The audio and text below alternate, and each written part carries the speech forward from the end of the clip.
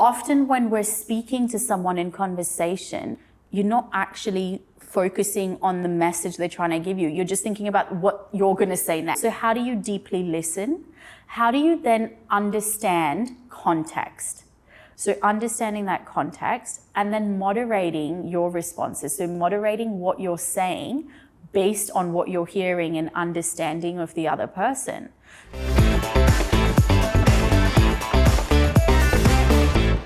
Welcome, you're watching Yana TV, where we have our authentic conversation with impactful and conscious people of Asia.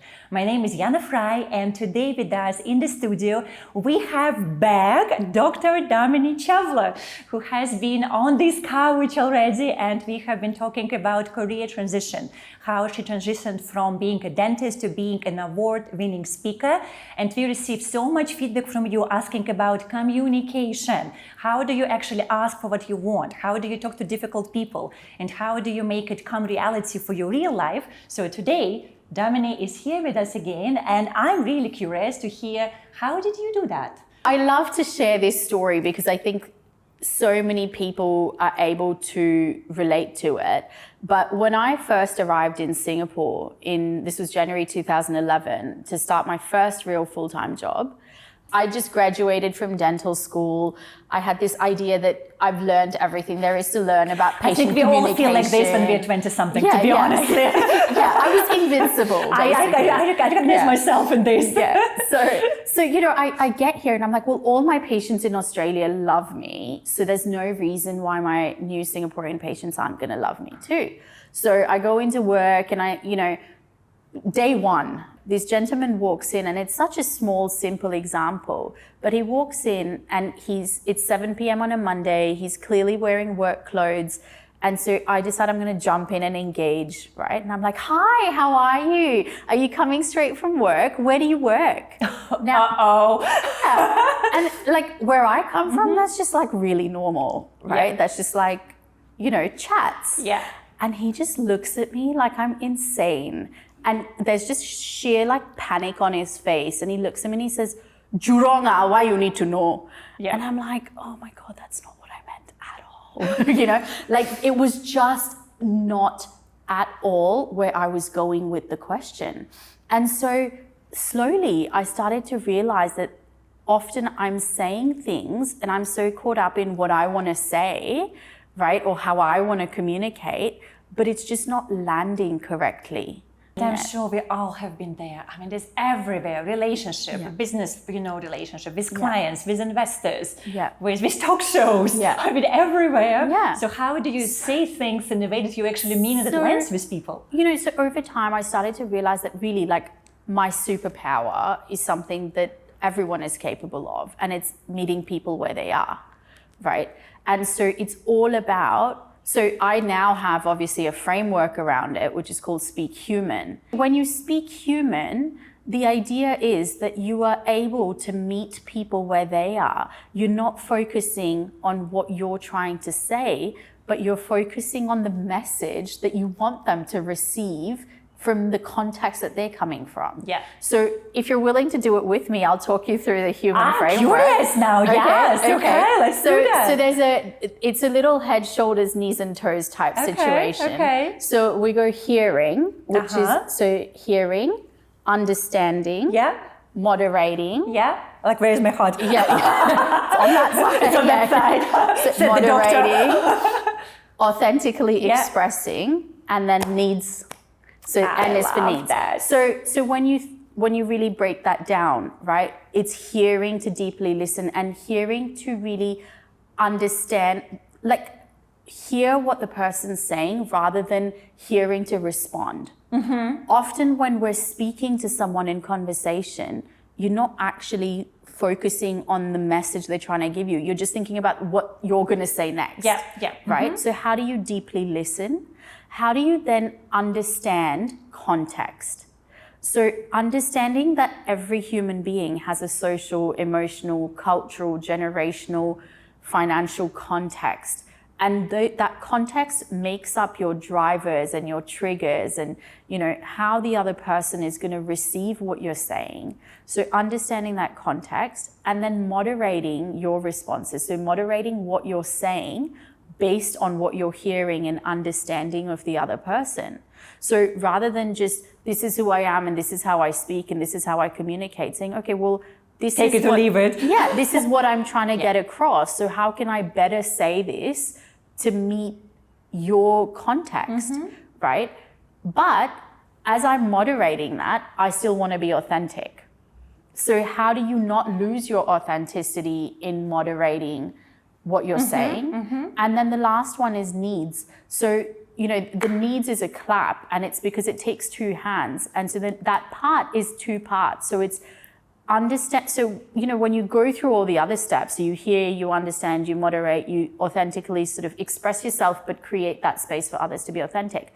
You're able to understand your own needs and the needs of those around you better. So the first part is recognizing what those needs are. But the second part, just recognizing needs is not enough. You have to be able to express it and ask for what you want or need, right? If you can't be courageous enough to ask for what you need, you're not going to be able to clap, right? It doesn't happen with one hand.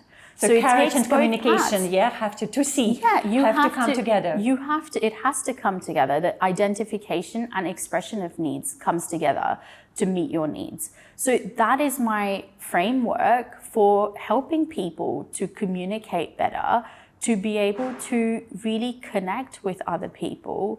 And actually the framework works on yourself as well. Yeah. When I look at you today here, I see a very slick, very polished, very well-spoken, successful woman and also mom. I was wondering for, let's say maybe a girl or a younger woman who is watching right now and she goes, wow, that's like super cool, but it feels like such a long way to go for me. Yeah. And I would like to ask you to share perhaps a story maybe from your childhood or upbringing of maybe younger self where you were not who you are today. And the challenge that you overcame, who actually formed you deeply, the key quality of the character that you have today, that enabled you to become the person who is sitting in front of me in this wonderful green sofa. It's really interesting because I think growing up in a time and a place where we did, I grew up, I was in India till I was 13, and then I was in Beijing and then Australia. But I grew up with parents who were very well educated, but culturally, I wouldn't say they were orthodox in any way, but we had a cultural context. Perhaps, yeah. Yeah. And that whole idea, actually, and I don't even think it's just my parents or my culture. I think it was just a different time. When we raise our kids now, we're all about empowering them and giving them a voice and giving them choices. And I just don't think that was the done thing then, We weren't raised to listen to our internal voice and trust your internal compass. Or choose what you want to do, what you want to eat, exactly. Right? You eat what is on your plate. Yeah. So, so coming back to your question, something as simple as when I was choosing what I wanted to study at university, right? As I mentioned to you previously, I wanted to be an actor. Yeah. And my parents said, well, that's wonderful, get an education first, and that means lawyer, doctor, engineer. There was no fourth option. It's very challenging. Actually, as an industry, dentists as a career, as an industry, they have one of the highest rates of depression and suicide. Oh gosh, of any I didn't job. know that. Yeah, it's been a very long journey. I'm so glad you're okay. I'm and great. You look like you're thriving, okay? Let's not tell anyone that I'm taking a sabbatical. That's why I look the way I do. I also do wonder, what do we say to other dentists who because of perhaps watching it right now and going, am I in a miserable profession? What am I supposed to do? So I just, it's interesting you bring that up. So just on Sunday, I did a keynote for the Singapore Dental Association for a group of dentists. And it was the first time in years that we've run something like this.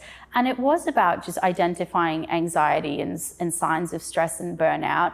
And, again, coming back to what we've discussed before, not everyone has this ability to just step away from a career. People have a reality. People have worked hard, spent a lot of money on getting educated. So how do you work within the structures that you have to gain that fulfillment. And that really, it comes back to this, and I shared this same framework with them. How do you hone in on listening to yourself and understanding what's important to you, and sort of managing your own expectations and meeting your social, emotional needs so that you can create the work-life balance that you need to not burn out. Now back to that girl who didn't dare to speak up to the parents and say that she actually really wanted to be an actress and maybe not the dentist. What would you say to her today if you had an opportunity? You know, it's interesting because I think there is a part of me that is very grateful for the fact that I did do the dentistry. Yeah. Right?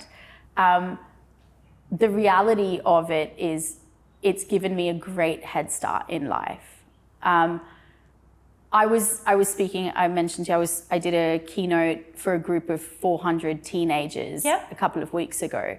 And one of the questions they asked me was, what advice would you give us if we don't know what we want to do next, right? And I think it's the same advice I would give myself, that nothing you choose at 16 or 17 or 18 is set in stone. In fact, nothing you choose in your 30s or 40s is set in stone or 80s. either. Exactly. You know, life is dynamic, and you just have to have the courage to check in with yourself constantly and know that you have choices. You always have choices. So choose what makes practical sense in that moment with the knowledge that you have, right? And at that time, I made a decision based on what my parents were advising me. And it worked out really well. Went to dental school for 5 years. I've worked as a dentist for 13 years.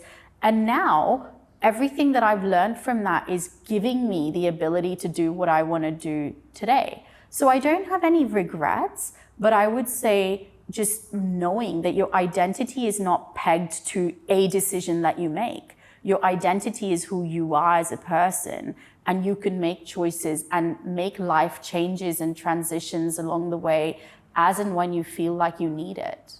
Thank you so much for saying it, Damini, and thank you for showing up here in the studio again to dive deep into communication. And I love this particular part where there are no right choices. Really, there are just experiences. And whatever you choose is going to be one way or another the right choice for you, because whatever happens, you're going to build up on that, and you use that as a fuel for your next step. And so for everyone who is watching us today, if you feel you want to move somewhere forward in life from where you are, and that's probably all of us, then everything that happened in your life until this very moment is an opportunity for you, the foundation to build on, so you can really make a quantum leap into what you really want to be and become. And I'm cheering you on. See you next time.